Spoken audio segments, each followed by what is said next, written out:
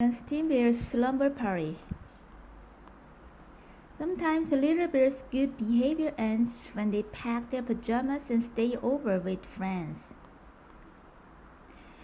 One of the most interesting things about the telephone is that when it rings, you don't know who's calling until you answer it.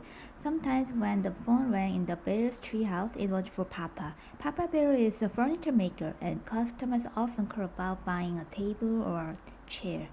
Yes, I think I can handle that. How soon will you need it? Sometimes it was Grizzly Gran calling Mama about getting together for a visit. This weekend? That'll be fine, Gran. When the call was for Brother Bear, it was usually Cousin Freddie with a question about homework. The fifth problem? I got 6, 1.5. What did you get? When it was for Sister Bear, it was almost always her best friend Lizzie Bruin. For you, sister, it's Lizzie. And Lizzie always has some big idea, a tea party for all the stuffed animals, going to the attic and dressing up in grown-ups clothes, or organizing a sorority and using Farmer Ben's old chicken coop as a clubhouse. With permission, of course. It's okay with me, but I think I should warn you. Pee!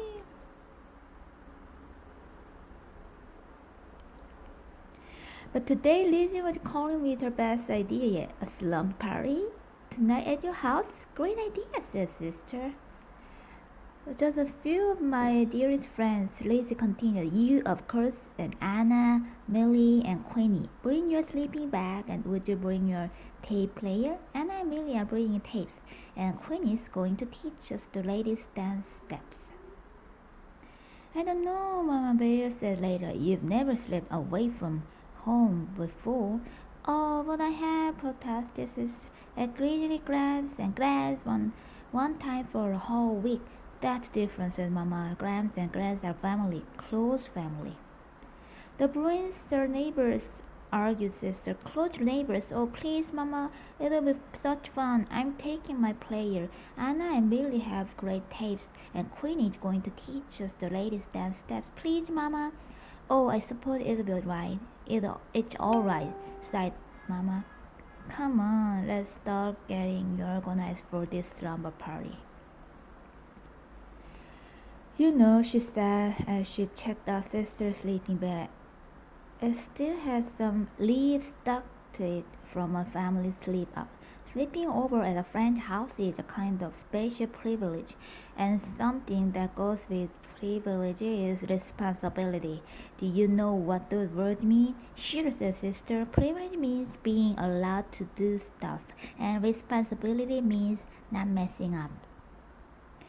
Now you remember what your mama told you about privilege and responsibility, said Papa Bear as sister started off for Lizzie Bruins. Oh, I will, Papa, I will, she said. But sister wasn't very far along the road to Lizzie before she began thinking about all the fun and excitement she was going to have at the party. It didn't take long for those thoughts to push Mama's advice about privilege and responsibility clear out of her head. Another interesting thing about telephone is that they help news to travel fast, especially news about parties. Anna told her other friends about the slumber party, and they told their friends. Millie did the same. Pretty soon, cops from all over the neighborhood were calling Lizzie and asking if they could come to the party. Sure, she said, but bring some popcorn or soda. We don't want to run out. Tutor Grizzly didn't hear about the party by phone. He heard about it when he and his gang went to show Queenie his new boombox. A slumber party, he said to his pals. Sounds like fun. How are we gonna get invited to the girls' party? Asked one of them. We're not gonna get invited, stupid, said Tutor. We're gonna crash, boombox and all. Later, when the rest of the Bear family had settled down for a quiet evening at home, Mama Bear sighed and said, I'm sure she'll be all right. Of course she will, said Papa Bear, looking up from a magazine. After all, Mama says, Sister is a well-behaved little cub, and Mr. and Mrs. Bruin have a lovely, well-run home and a responsible, careful parent. No doubt about it, said Papa, going back to his reading. There was only one problem. Mr. and Mrs. Bruin weren't home. They had gone out for the evening and had left Lizzie in the care of a teenage sitter who wasn't much older than some of Lizzie's guests. The Bruins hadn't planned on a planned slumber party when Lizzie had asked if a few friends could sleep over. And they certainly hadn't planned on a rip-roaring, ear-splitting, popcorn-throwing, soda-squirting party for half the cops in the neighborhood, because that's what was happening with Sister right in the takeaway. The only thing that wasn't happening at the slumber party was slumber. Lizzie's sitter tried to keep things under control, but she couldn't even make herself heard over the noise. She never heard such a commotion. Some neighbors up the road had never heard such a commotion either. They called the police. The chief sent Officer Marguerite to investigate. She reached the Bruins' house at the same time. Mr. and Mrs. Bruin were returning home. Well, things calmed down pretty quickly after that. The party was cancelled. Parents were called. Lizzie was sent to bed, and an angry and disappointed Mama Bear came to take Sister home. I'm angry and disappointed, said Mama Bear as they walked home through the night. After all the things I said about privilege and responsibility. Sister was grounded and sent to bed. Doubly grounded, which meant she had to stay in her room for a day and in the house for a week. A pretty harsh punishment, commented Papa Bear a little later.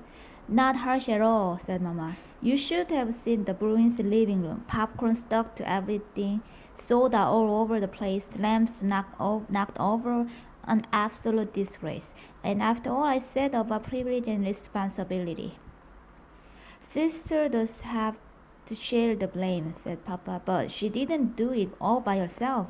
It was one of those situations where one thing leads to another and things get out of control. But you know, my dear, privilege and responsibility aren't just for cops. They are for parents too.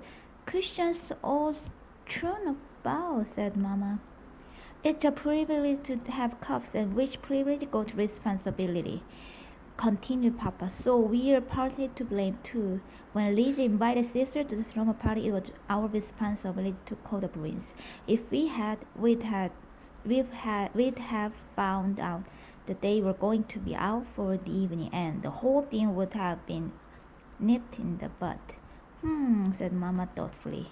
The next morning she canceled the grounding and took Sister over to the Bruins to help clean up, and Emily and Queenie had come to help too.